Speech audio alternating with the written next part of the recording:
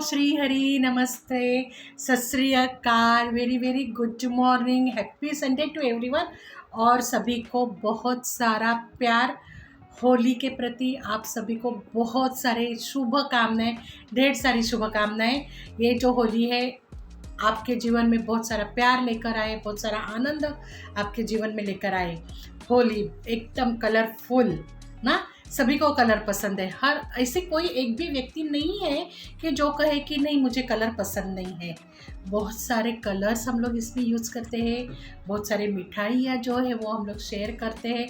और महाराष्ट्र में तो कहे तो टिपिकल पूरन पोली जो है वो बनाई जाती है और इसका स्वाद इतना मीठा हो जाता है कि जब वो बनाते हुए ही जी हमारा ललचाता है कि चलो कब खाए पूरन पोली। तो इस तरह से ये जो होली जो है हर स्टेट में हमारे भारतवर्षों में मनाई जाती है।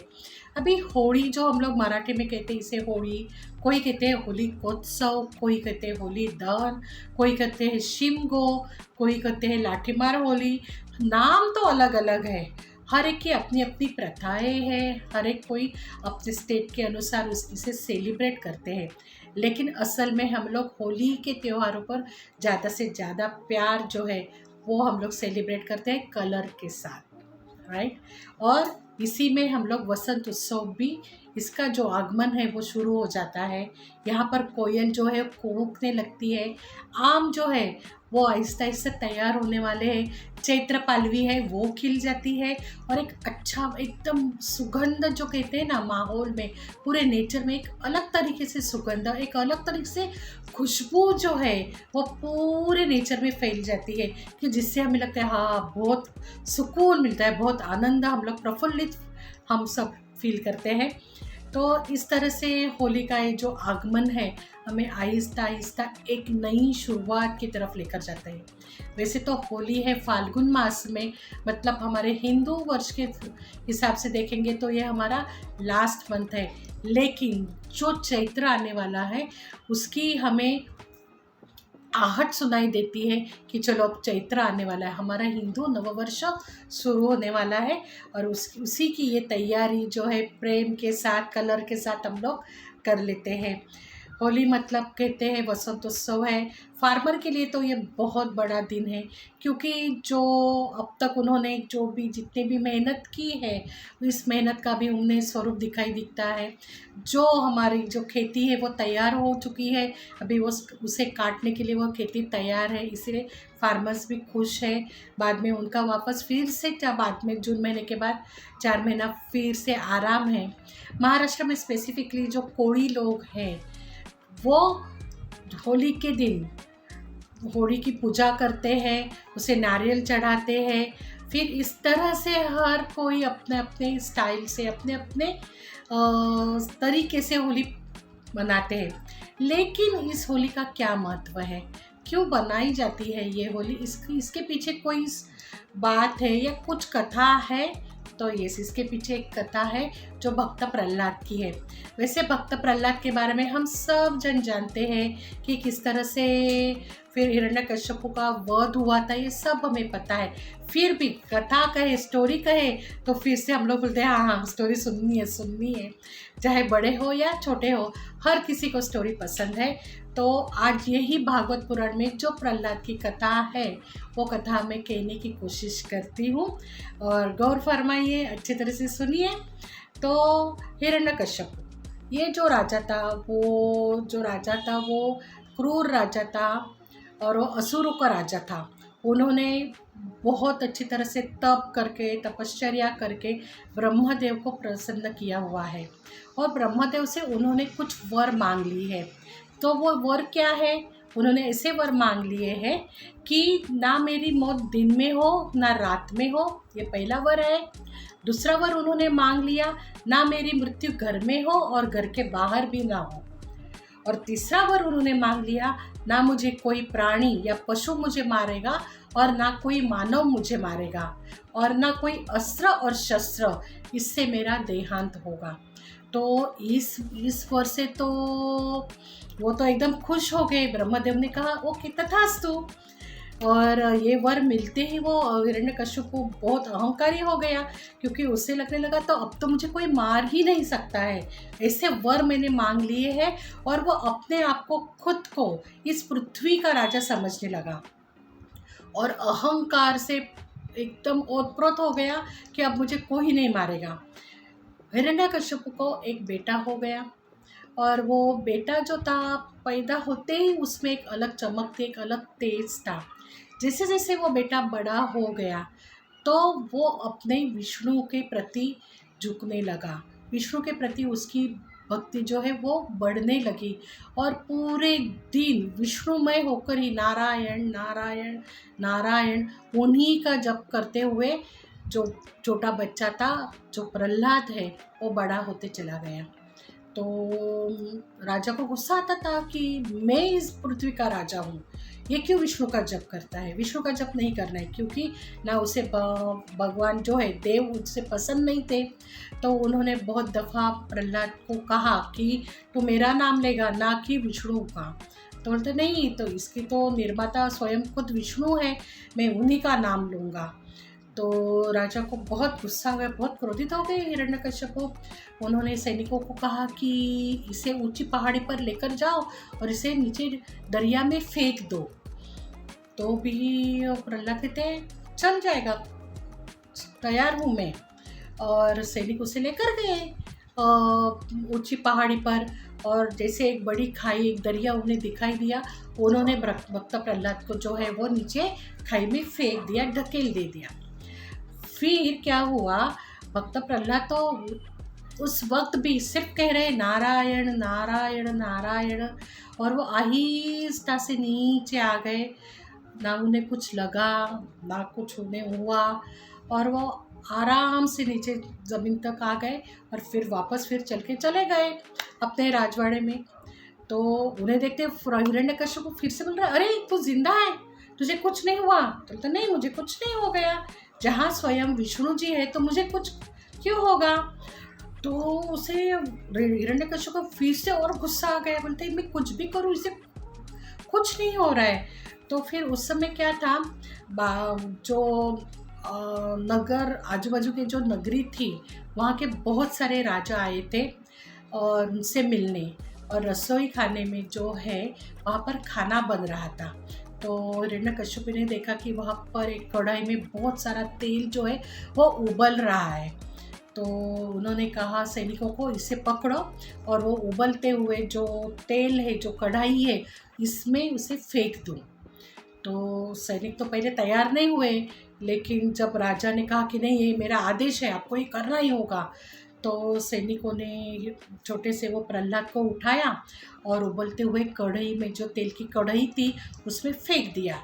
जैसे वो फेंकते हैं तो तेल पूरी तरह से बाहर उछल कर आ जाता है, तो बाजू में जो सैनिक है उनके ऊपर वो तेल आ जाता है और वो वहाँ से भाग जाते हैं। लेकिन राजा वहाँ पर ही खड़ा रह जाता है और देखते कि मैं देखता हूँ अभी ये इसे कैसे कुछ नहीं होता है। और भक्त प्रहलाद वो उबलते हुए तेल में, वो तेल की कढ़ाई में आराम से बैठे हैं और उनका तो शुरू है नारायण नारायण नारायण। तो राजा देखते बैठता है कि अरे ये उबलते तेल में है, इतनी कढ़ाई गर्म हुई है तो भी इसे कुछ नहीं, ये कहते ही जा रहा है नारायण नारायण। और देखते देखते जो तेल था वहाँ पर एक कमल का फूल जो है, पूरा कमल है, वहाँ पर आ गया और वो कमल के ऊपर प्रहलाद बैठे हुए विराजमान है, ऐसे वो राजा को दिखाई दिया। तो अब तो वो परेशान हो गए कि अरे अभी इतना सब मैं कर रहा हूँ तो भी इन्हें किसी कुछ नहीं हो रहा है ये प्रहलाद को। तो वो चिंतित होने लगे कि अब मैं क्या करूँ, क्योंकि विष्णु का नाम उन्हें सुनना ही नहीं है। और वो ऐसे चिंतित थे, तब उनकी बहन जो है होलिका, वो आ गई और उसने पूछा कि भैया क्या हो गया, आप इतनी चिंतित दिखाई दे रहे हो। तो हिरण्यकश्यप ने कहा कि कुछ भी कर, लेकिन ये प्रहलाद को इस दुनिया से मुझे अभी निकालना है, क्योंकि वो मेरा नाम न लेते हुए सिर्फ विष्णु जी का नाम ले रहा है और मुझे कतई पसंद नहीं है। मुझे बहुत गुस्सा आ गया और ये प्रहलाद को मुझे मारना ही है, वो मेरा बेटा है फिर भी। तो होलिका कहती है ठीक है, उसमें इतनी इतनी चिंतित होने की कुछ बात नहीं है, क्योंकि मैंने जो वर प्राप्त कर लिया है तो उस वो वर ऐसे है कि मुझे अग्नि कुछ भी नहीं कर सकता है। अग्नि में अगर मैं बैठ जाऊँ तो भी अग्नि मुझ पर प्रसन्न है, मुझे कुछ नहीं होगा। तो मैं अग्नि में प्रहलाद के साथ प्रवेश करती हूँ, उसे अपनी गोदी में बैठ जाती हूँ और प्रहलाद की मृत्यु हो जाएगी और मुझे तो कुछ नहीं होगा।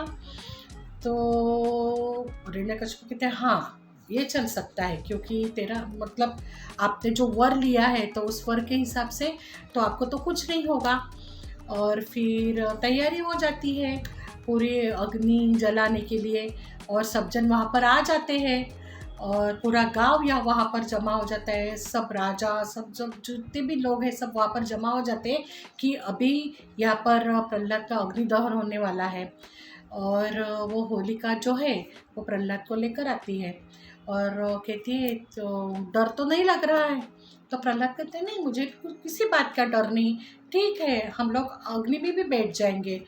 तो वो भी अचंभित हो जाती है कि इतना सा छोटा सा बच्चा है लेकिन इसे डर नहीं है। तो बोलते ठीक है चलो फिर। और वो होलिका प्रहलाद को गोदी में लेकर बैठ जाती है अग्नि में। और वहाँ पर भी प्रहलाद का अपना एक ही शुरू है नाम, नारायण नारायण नारायण नारायण।